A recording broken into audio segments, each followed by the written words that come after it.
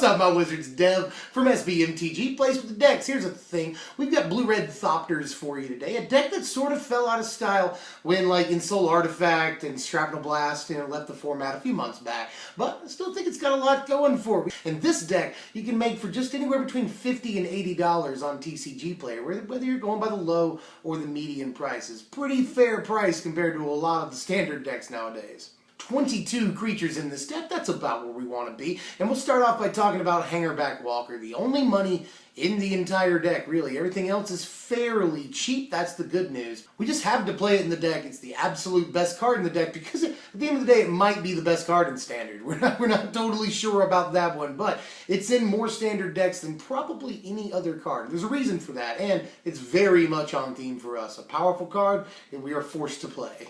We've got 3 different creatures that make Thopters when they enter the battlefield. I'll give them to you all at the same time. We've got 4 copies of Thopter Engineer in the deck, 4 copies of Whirler Rogue, and then 2 copies of Pien Karan. That's 10 in all. Thopter Engineer, honestly, started off as a 2-of, moved his way up, or her way up, to a 4-of. Really, really good blocker. Even on the 3rd turn, this is fine. And the fact that it makes a flyer is not bad at all. You can swing with the flyer next turn, leave the Engineer back behind block, 1-3 really isn't a bad toughness in this format, honestly. And I like the card for what it's worth. I mean, 2 creatures for 3 mana is fine. One of them flies, that's fine too. Decent stats on it. There's a lot to like about her. The 4 copies of Whirler Rogue, very important creature in the deck. We get to play all 4 of these because we don't have to worry about the legendary rule like we do with Pien Karan.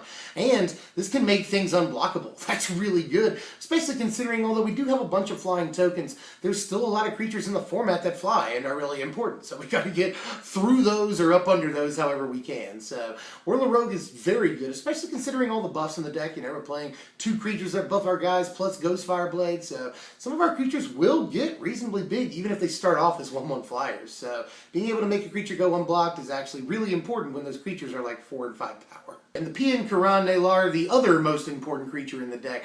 I really wouldn't mind playing 3 of these, but we're really pushing the 4 drops here. And yeah, you can play up to 4 Pien Karan in a deck, because even if you've got 1 out, you can just drop another one and be fine with that. You get the Thopters, that's what you're worried about, especially in the late game.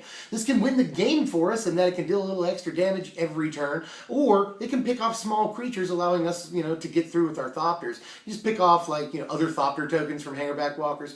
Takes, 2 artifacts to kill 1 Mana Strider, but that happens. A tapped Jutai, you can kill it with 2 guys, And yeah, we're theoretically 2-for-1ing there, but almost all of our guys give us things when they come into play. So it's it doesn't feel like a 2-for-1 in those situations. But Pien Karan just does so much, incredibly flexible card. And if we weren't pushing the 4 drops so much, we'd definitely play more. And we have 2 creatures in the deck that buff all of our creatures here. We're playing 4 copies of Chief of the Foundry and 4 copies of Ruination Guide.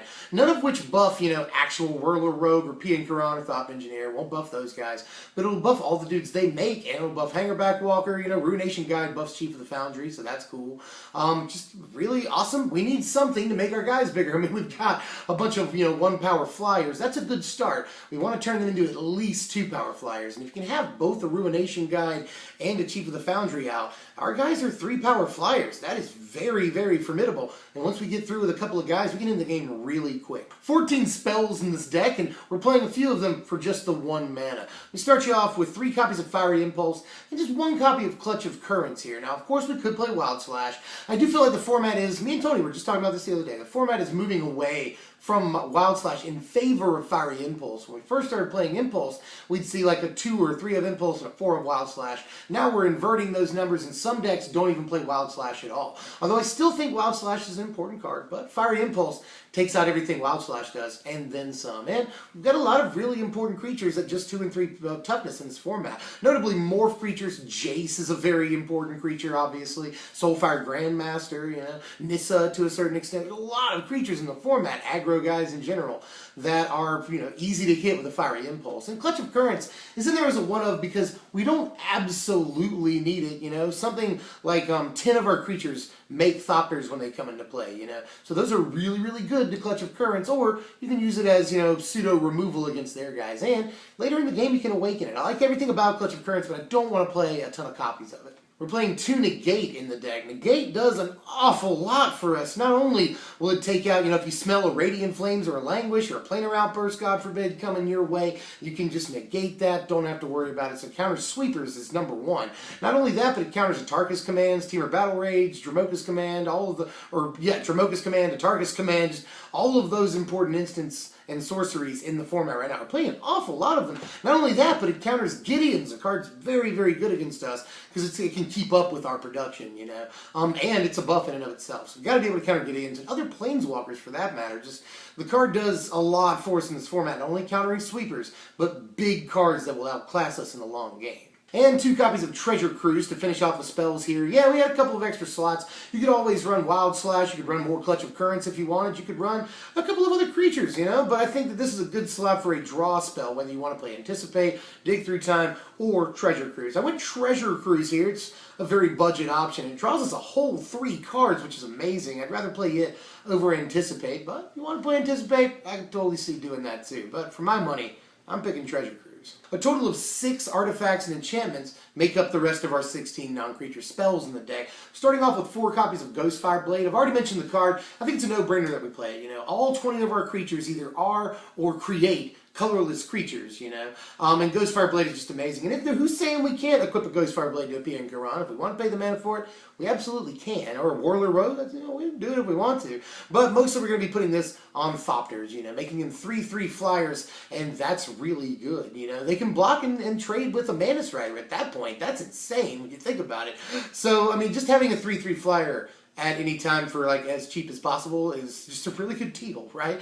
And it goes with 2 copies of Thopters Spy Network. There's a total of 12 artifacts in the deck, including the Ghostfire Blades, and all the other creatures in the deck create artifacts. So, it's not, except for Ruination Guide, but, But in any case, most of the things we play in the deck are artifacts. We're definitely going to play Thopters Spy Network. Allows us to get an artifact, or a Thopter every single turn, and that draw a card whenever artifact creature hits for combat damage is ridiculous. I know it's another 4-drop. There's a total of 8 4-drops in the deck, which is kind of a lot, but we are really mid-rangey in our plan, so not that big of a deal. But Thopters Spy Network, so ridiculously good, and there's another one in the sideboard that we absolutely had to play it.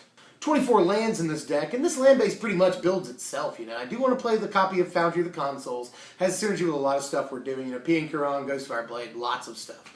And all the buffs. They get the buffs from the 2 guys, too. So, definitely want to play at least the 1 copy of Foundry, but the rest of it pretty much builds itself. Here's our sideboard right here. We got a lot of good options in this color combination for a sideboard. 2 copies of Rending Volley to help out against mostly Mantis Rider, but other flying creatures in the format. 2 copies of Dispel. This could almost make the main deck, and you do see it in the main deck of an awful lot of things nowadays. 2 copies of Negate in the sideboard. And yeah, I'm totally serious. A full play set of negates in the deck. We really don't want to get hit by sweepers. We really don't want them casting planeswalkers, especially Gideon. 1 copy of Disdainful Stroke, the last counter spell on the sideboard here. Disdainful Stroke just counters a lot of very important creatures that we don't want to have to deal with. And it counters, again, these planeswalkers we don't want to have to deal with. And it counters sweepers like Languish and Planar Outburst. So, just, yeah, at least 1 more of these. 2 copies of Roast in the sideboard, self-explanatory, kill big guys. 3 copies of Seismic Assault. This is especially good because it only hits non-flying creatures. Europe or Aether Grid is great in these slow, grindy, board statey kind of matchups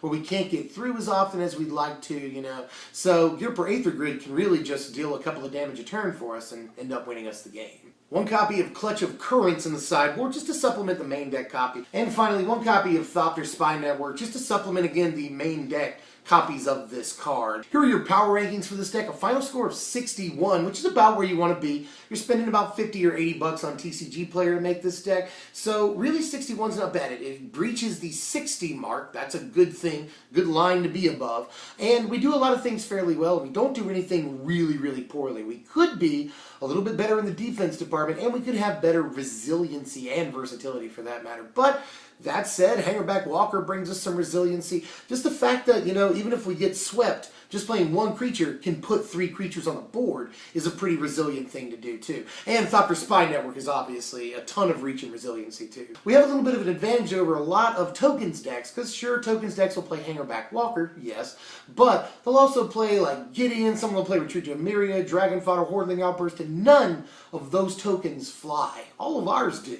Well, that's all I got for this time. Let me know how you felt about this one. I think Blue-Red Thopters really builds itself, and it's got a lot of good options. If you wanted to upgrade this, you could probably do Dig Through Time, although I do like Treasure Cruise. You could always include Jace in the deck if you want to. But mostly, I like the way we run right here. We're very condensed. It's a very concise version of what this deck is supposed to do, and it runs pretty well. What are we doing next time? Well, working on Budget Modern Thundercats, had a pretty good response to that, and had an amazing response, like I said in the last video, to the idea of Mardu allies, but I want to know what you want to see more. You want to see, I've got a couple of things brewing.